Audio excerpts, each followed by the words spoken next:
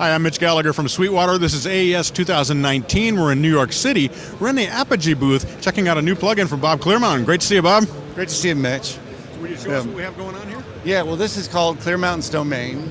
It's my first foray into plugins. Of course, I don't generally mix in the box. In fact, I never mix in the box. I mix on an analog, on an SSL console. And there's a whole lot of stuff that I do on the analog console, and it involves digital delays and things, so there's digital aspects and digital reverbs. But it's like there's delays and pitch change and EQ, de-essing, reverbs, and to try to link all this stuff together in the box for like an in-the-box mix, which I've tried to do. I just about tore my hair out trying to get it all to weave together in the same way that I do it in the analog world. And so we came up with this. We thought, let's see if we could do it all in one plugin, which is what this does. And you can see that this is something that we just threw in just for fun because we could. It doesn't really do anything technically. It's like an oscilloscope, really, that gives you each. The delays are one color, the pitch shift is another color, the reverb's another color, and it's just something to look at. But we have, first of all, you can stay on this page. We've got a whole bunch of presets. So if you want to sound like we did with the Let's Dance horns on Bowie's record, or the funny descending stab on the breakdown of Let's Dance, or the Start Me Up reverb. Let me see. There's things like the Jungle Land sax solo that from Hyde Park Live. Things like that, the Let's Dance delay. Well, there's things that are reminiscent of, they're not the exact duplicates of what I did in those records, but very reminiscent of those. So you could start with one of those, but then you think, oh, well, that's pretty close, but it's not really quite working with the piece of music I want. So then you click over here.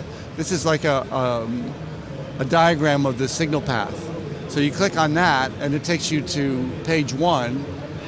Now here's something, there's de-essers that I would always add to vocal delays so that you don't hear that S coming back on the delay.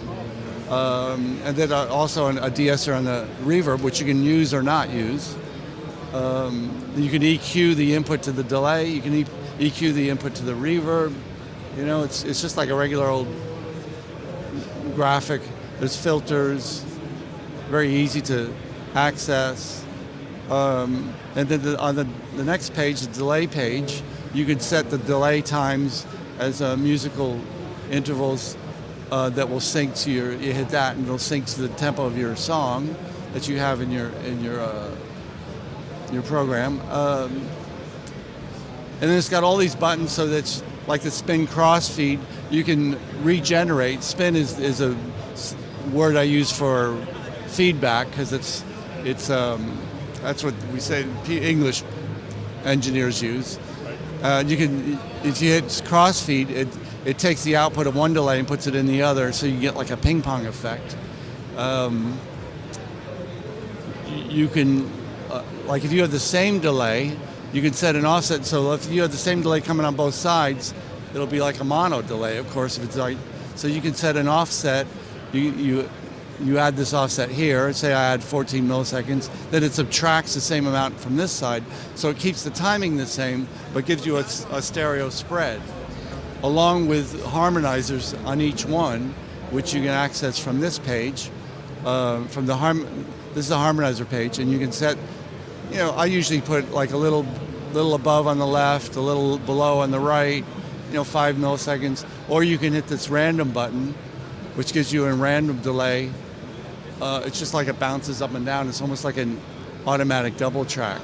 And then you can send all this stuff into a bunch of different reverbs, which are all impulse responses that we created ourselves. This is one is the Apogee Studio, which is like a warm ambience, really, more than anything. Mixed chambers, which I've been using for years in my own studio, and they're like short, bright, splashy reverbs, kind of. I was always into the Motown sound, sure. So it's sort of to capture that type of sound. And they're actually two discrete chambers, so you can use them in stereo, or you can cross them. Right. And then the last slot, there's a bunch of different choices, there's a stairwell that we found over in Beverly Hills in a parking garage. The marble bathroom was in a theater. Actually, my wife Betty found that because we were at a show, and she went to the ladies' room. She said, "Oh, you should do an impulse response to that ladies' room. It's fantastic." So we went back that. The shower in my studio, and this is a really nice chamber from a friend of mine's studio. They let us sample. There's 2 different microphones. There's like a pair of AKGs, and this is some ribbon mics.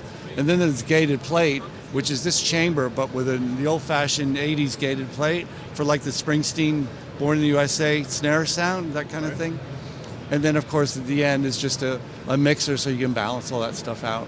Right. And so basically that's in a nutshell. I mean, there's a lot more to it than that. Once you get into it, you find all these different combinations of sounds, and, you know, sky's the limit, basically. Right, right.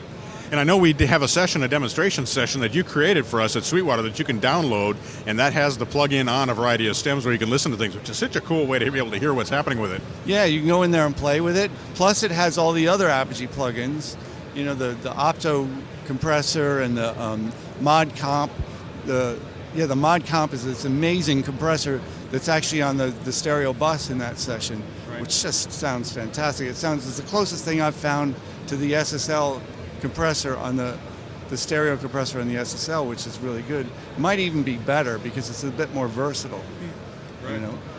So how long did it take you, or what is, I mean, is this workflow with all these delays and de-essing and the pitch shifting and all the things that are going on there, how did that evolve over time? I mean, well, the idea of it has just evolved because it's you know, I've been mixing for many years, and so, you know, you just kind of gather this, keep finding new ways of doing things over the years, and so that's where it all comes from. But about 2 years ago, my former assistant Sergio Ruelas, who is now working for Apple, he was a big in-the-box guy because he mixes in Logic and in Pro Tools, and he tried to duplicate it, and he said, "Man, this is practically impossible to do totally in the box, stringing a bunch of plugins together." And then I tried to do it, and I just gave up. After 2 hours, I said, "Man, this is giving me a really bad headache." and so we thought, well, it might be a good thing if one plugin could do all those things. It would be a big advantage to people that work in the box, because they, instead of spending half a day trying to put something like that together, they could just go in there and turn some faders and press some buttons, and they very quickly could have just what they want. And so it came out of that. That was about 2 years ago when we first thought of that. The last year or so, you know, we found a guy that could code it, and between Sean MacArthur, the graphics at Apogee, and Roger Rabindra, who's standing around here someplace, who kind of led the team, and the coder is a guy named Stefan Stenzel. He's a German guy, just brilliant, really fast, and he does. He used to work for Waldorf synthesizers. And so he writes code mostly for synthesizers, but he was really incredible with this project.